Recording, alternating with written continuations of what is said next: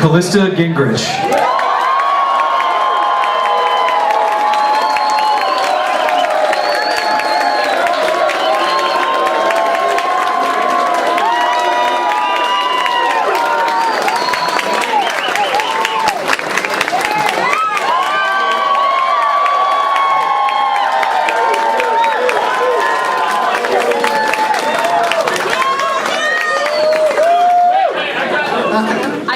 Thank you all for your patience today, and I am so honored and pleased to be able to introduce this magnificent couple to you.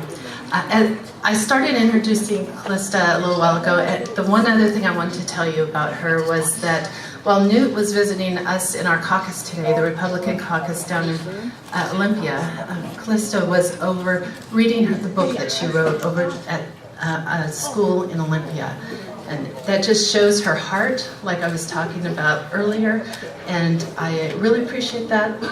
And more than that, I appreciate so much the support that you give to Newt. As an elected official, I know that there's nothing I could do without the support of my spouse. So thank you very much. Thank you for being here.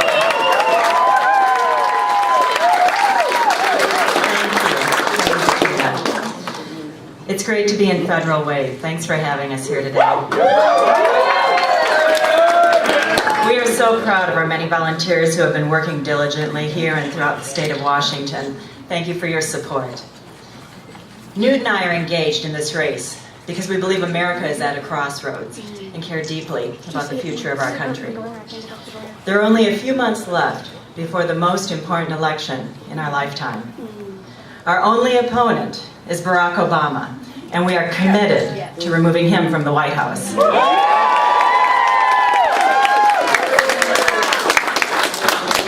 Newt is the only candidate with the experience and knowledge necessary to rebuild the America we love. He has a successful national record of creating jobs, balancing the budget, and reforming government. Today, we need a leader who can clearly articulate why President Obama and his policies are wrong for America. We need a leader who understands that we must contain and defeat our enemies. And we need a leader with bold solutions to create a better future for all Americans. I believe that leader is my husband. Please welcome former Speaker of the House and the next President of the United States, Newt Gingrich.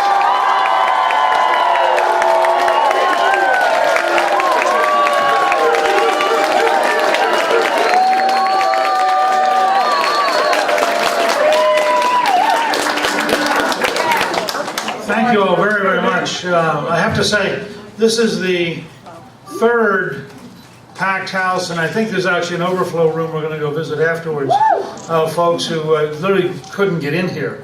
We had a terrific gathering in the Tri-Cities area yesterday afternoon, and then we went to Spokane. We had a great gathering there. Now here, we're going to go up to Everett later on today. So we're thrilled to be here with you. And I want to draw some very sharp distinctions, just to give you a sense of how big the gap is between the world President Obama wants to create and the world that I think we want to live in. I've come out very strongly in favor of an American energy policy. I believe that we should maximize the production of American energy. And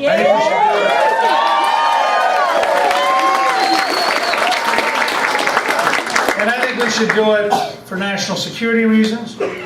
Because if you had American energy, no future president would ever again bow to a Saudi king.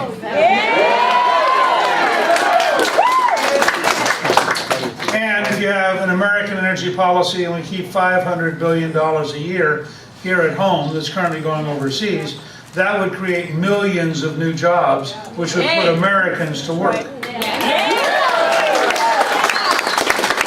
And it turns out, if you would create on federal land and offshore enough energy production, the estimate by the leading developer of North Dakota is that you would ultimately, over the next generation, pay $16 to $18 trillion in royalties to the federal government with no tax increase. That's if you put that to one side and didn't spend it, that would be enough money to pay off the federal debt.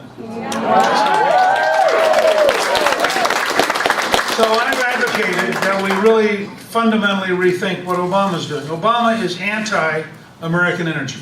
His Secretary of Energy, and I think it's kind of strange to have a Secretary of Energy who's anti-energy, but his Secretary of Anti-Energy, which might be a more accurate phrase, said a couple of years ago his goal was to make gasoline as expensive in the U.S. as it is in Europe. That is about $9 or $10 a gallon. Now, my goal is the opposite. And I want you to understand the framework of this. When I was Speaker of the House, the average price of gasoline was $1.13. When Obama was sworn in, the average price of gas was $1.89. So the current price of gas is not inevitable. It's not, one of those things that God looked down one morning and said, let me raise the price of gasoline. Obama looked down one morning. And it's interesting because Obama's caught in a trap. What he really believes is that we should all be required to get out of any vehicle that's larger than the one he wants us to have. And he really believes that raising the price of gasoline will punish us into doing that. But he knows that if he says that, he'll get beat. And he'd really like to get reelected. So to get reelected, he has to say he's not for what he's for, because if he was for what he was for, you wouldn't reelect him, and he wants you to reelect him. So he'd like you to be following so hard, I don't want to get it.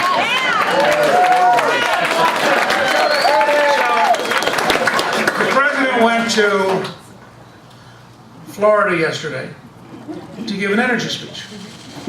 And I'm going to, at the California State Convention tomorrow, take his speech paragraph by paragraph and take it apart. And show you. Think of this as a trial run for the debates this fall. But in the interim, let me just share with you a couple of observations. So the president says 2 or 3 times, there is no silver bullet. Now, of course there is. Defeat Obama. That's right.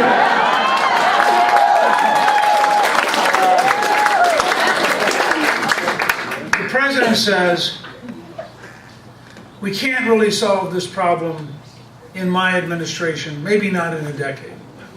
This is very much like Jimmy Carter. Carter ended up with gasoline rationing. The country was going to pieces. We had inflation. We had unemployment.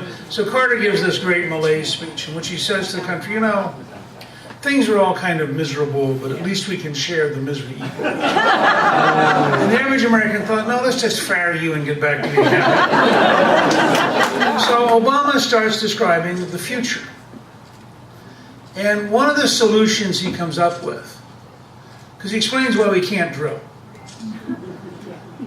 And one of the solutions he comes up with is algae. Now, let me be clear here. I'm a big fan of science. I believe in biofuels.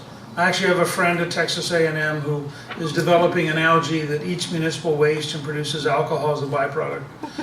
It's a terrific concept. I think in 20, 30, 40 years, it'll be at scale. Maybe. But it's like Solyndra. Remember Solyndra?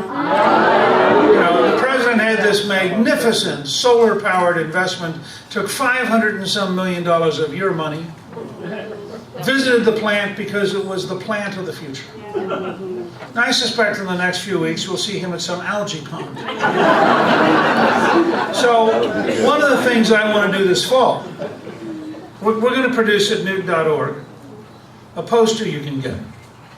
And it's going to have President Drilling and President Algae. And it's going to say, you pick. Which one do you think is more practical? And we'll be able to tell just how liberal a neighborhood is by how many pick President Algae. But here are some facts. If the president would approve the Keystone Pipeline, that brings 700,000 barrels a day of Canadian oil to Houston. If the president would approve going back to pre-Obama drilling off of the Gulf of Mexico, off of Louisiana, that adds 400,000 barrels a day. If the president would approve already identified areas of Alaska that would be 1,200,000 barrels a day. I mean, the fact is, in a series of very specific steps, if you added to that legislation to make it easier to build an oil refinery, which we haven't built in years, you would then have a dramatic improvement. I'm giving you this as background. Every single practical step that's doable, that the technical experts in the industry say can be done, is opposed by Barack Obama. And it's opposed because he represents a left-wing worldview, which believes that we should not be allowed to have the car or truck we want because we have the wrong values. And they're happy to impose on us their values. And they want to rig the game so that we are literally punished out of the vehicles we drive and forced into the vehicles they want us to drive. That's right. Now, take the Volt. And I got in some trouble. I made the comment the other day that one of the problems is that you can't put a gun rack in a Volt.